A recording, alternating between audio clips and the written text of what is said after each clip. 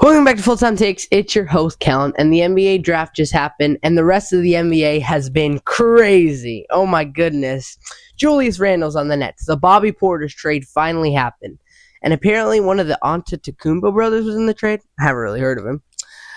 Let's see. Isaiah Stewart's on the Grizzlies. LaMelo Ball is a Timberwolf, and Naz Reid's on the Hornets. Wow. The NBA has been busy, and it's not going to get much slower anytime soon. There's so many topics I could cover right now, but I thought it'd be wrong if I didn't do at least one focusing on the NBA draft. So in this video, I'll be giving you 10 of my own personal takeaways from the 2026 NBA draft. Also, please make sure to like and subscribe. Your support is greatly appreciated, believe me. My first takeaway, and maybe the biggest in this entire video, is that the tanking teams, again, the quote-unquote tanking teams this upcoming season are about to be so fun. Whether it be the teams that have been bad, like the Wizards or the Jazz, who have a true chance of being solid, or teams like the Kings, the Nets, and even the Bulls, who will likely be very bad next season. They're going to be so entertaining. Trust me, trust me, trust me. Letting the young talent play, having them intentionally lose after just 30 games into the year. And yes, I know it's unethical. Believe me, I know. But it's also very entertaining as an NBA fan. And number two, the Wizards and the Jazz both have very bright futures. To start out, I think the Wizards are at a very good spot. To start out, they don't have much expectation, which, again, that's very good. You don't want expectation. But they've got a good young core with guys like AJ Dibonza, Alex Sarr, Trey Johnson, and many others as well. And they gave up basically no assets in order to get Trae Young and Anthony Davis. If those two can stay healthy and are at like 70% of their former All-NBA and All-Star level talent, then this team has big potential. And don't forget about the Jazz either. This team screams young talent. Darren Peterson, Lauri Markkanen, Keontae George, Walker Kessler, Ace Bailey, and even Jaren Jackson Jr. I believe this team has a playoff spot waiting for him next season. Next up, at number 3, the Oklahoma City Thunder are headed back to the NBA Finals. Cue the boos. Boo, boo. Yeah. I know it's the start of the offseason, and there's so much left before the playoffs should even be a talking point. But I don't care. OKC just re-signed their starting center to a 3-year deal and just drafted Ade Mara. He'll be labeled as the Wemby stopper in Oklahoma City. He's 7'3", he can shoot the 3 ball. He's a great passer, and he's the best rim protector in the entire class. And he fell right into their lap. Oh my goodness, gets my blood boiling. So what I'm trying to say here is that we're cooked. Plain and simple, we're cooked. Sorry guys, just a moment of silence. Anyways, sorry.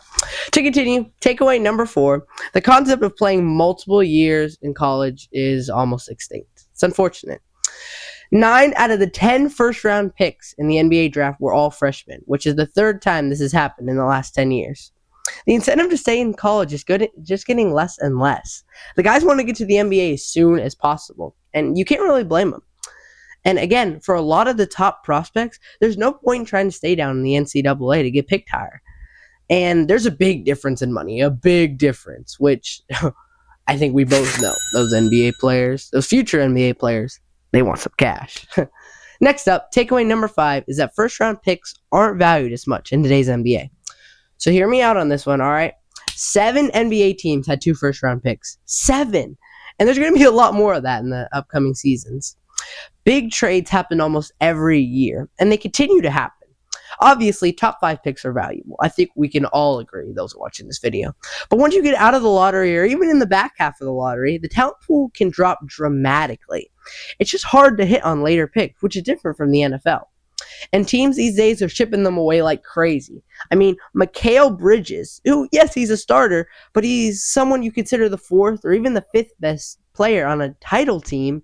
He costs 5 first-round picks. And no offense or discredit to Mikal, he's great, but 5 firsts is something else. In today's NBA, first-round picks just aren't as valuable. All right, and takeaway number 6, chaos took a backseat in this draft, unfortunately. I think it's fair to say that there were virtually no big surprises in this draft. Basically, no big trades, no surprise selections. The top 10 was super predictable, and there was very little shock value. I think you could even say this draft was outright boring, but personally, I wouldn't say that, though. Takeaway number 7, this guard class has the potential to be one of the best ever. Plain and simple. 10 guards were taken in the first round, with 6 of them being in the top 10. And the talent of those guys is undeniable. Whether it be Peterson and Wagler with their low floors, or Acuff and Flemings with their great potential and high ceilings, this guard class is so talented. So talented. And there's a chance it becomes historic one day. And as a big-time NBA fan, I really hope that's the case. At takeaway number 8, the Bulls' future might be brighter than many people, including myself, might have thought. This team is filled with young talent. Matas Buzelis, sorry if I mispronounced his name, obviously Caleb Wilson, Josh Giddey, Noah, I'm not even going to try, and many other guys are all under the age of 27. And I want to make this clear, different note, but this team is far away from contending. I want that to be clear, but they have a bright future, brighter than a lot of us, again, including myself, thought. To continue, takeaway number 9, the college players won the battle this year. And what I mean is that each of the top 20 first-round picks in this class were all from college programs. And I know this might not something to take much note of, but this could be a building block for certain players across the country to choose to go into college instead of playing overseas.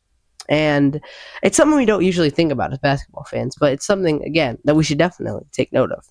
And finally, my 10th takeaway from the 2026 NBA draft is that Cam Boozer is the most likely to be a bust in this entire draft class. And I know this is another hear me out, but listen to me, all right?